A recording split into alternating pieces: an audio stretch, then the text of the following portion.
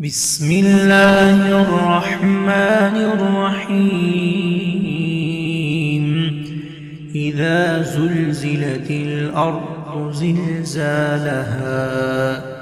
وأخرجت الأرض أثقالها وقال الإنسان ما لها يومئذ تحدث أخبارها بأن ربك أوحى لها يومئذ يصدر الناس أشتاتا ليروا أعمالهم فمن يعمل مثقال ذرة خيرا